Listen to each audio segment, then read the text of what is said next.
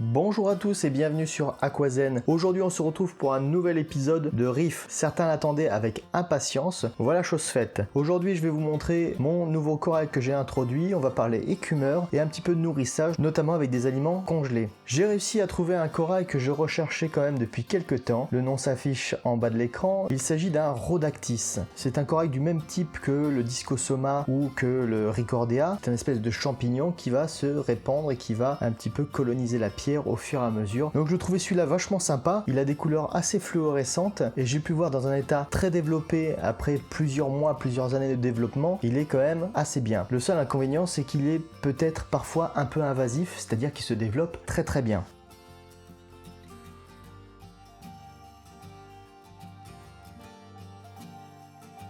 Donc les images que vous avez pu voir c'était à l'introduction. Dès le lendemain matin, il a pris toutes ses couleurs, tous les polypes se sont bien ouverts et vous voyez qu'il prend une place assez conséquente. Au passage, vous pouvez remarquer que je n'ai plus mon sarcophyton dont j'avais parlé dans le dernier épisode qui m'avait donné pas mal de soucis, donc j'ai préféré m'en séparer parce que de toute façon il faisait un peu la gueule. Et je me suis également séparé de mon anémone qui était, me semble-t-il, et d'après les retours que j'ai pu avoir, assez virulente et je me demande si elle n'était pas à l'origine de certains des petits pépins que je peux avoir dans ce bac en ce moment-là. Et puis de toute façon elle me posait des problèmes par rapport à l'encombrement dans le bac pour pouvoir ajouter justement des nouveaux coraux. Grâce à ça j'ai pu mettre un joli corail qu'on reverra un petit peu tout à l'heure. On peut dire un coucou à ma crevette Lysmata debelius qui est un peu moins timide que lors de l'épisode précédent, qui a plus tendance à sortir fréquemment même si elle reste assez discrète et elle sort surtout lors des nourrissages. Là on peut l'apercevoir qui sort de sa cachette parce que dès qu'on s'approche du bac elle pense qu'on va donner à manger. Donc c'est un peu ça l'avantage, comme ça elle se montre assez facilement. Donc voilà, je sais pas ce que vous pensez du bac, en tout cas moi il me plaît beaucoup. J'aime beaucoup ce nouveau corail, le Rhodactis, qui risque donc de prendre pas mal d'ampleur, avec des couleurs un peu vertes fluorescentes, et je pense qu'il n'a pas fini justement de se colorer.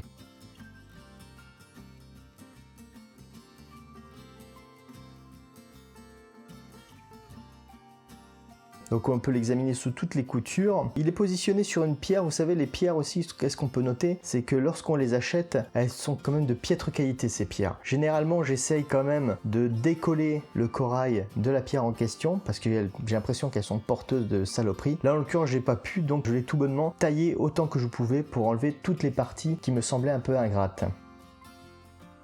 Au centre, vous pouvez voir le Dendroneftia qui continue à faire des petites pousses, on le retrouvera un petit peu tout à l'heure. Je sais pas ce que vous en pensez, n'hésitez pas à me dire dans les commentaires comment vous le trouvez ce corail. Donc c'est un Rhodactis et donc c'est visiblement assez conseillé aux débutants parce que c'est très facile à maintenir et comme quoi on peut avoir un joli bac avec exclusivement des coraux mous et sans prendre beaucoup de risques quant à la maintenance des coraux.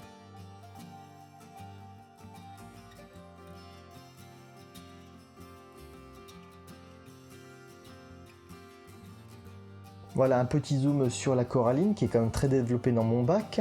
Je tenais à faire une petite parenthèse, je vous avais présenté dans un précédent épisode les produits que j'utilisais pour maintenir le bac. Suite à certaines remarques que j'ai pu avoir notamment par rapport à la présence excessive de coralline dans mon bac, j'ai fait le test de ne plus donner les produits en question. En fait d'en donner le minimum. Il s'avère qu'au niveau de mes paramètres ça n'a absolument aucun impact.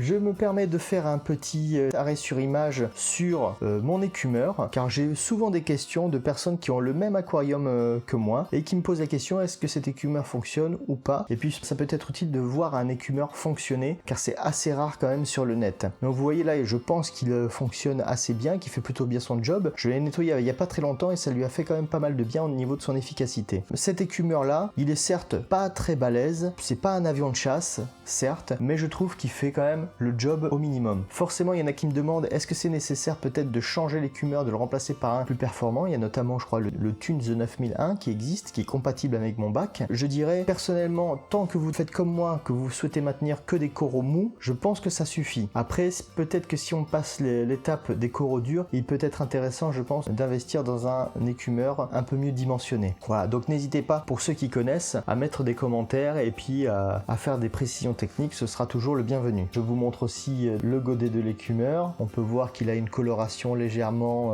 ce qu'on appelle souvent couleur thé. Question alimentation. Je donne de base des granulés qui sont bien adaptés notamment pour les clowns et les autres poissons de ce type-là. C'est tout simplement des petits granulés.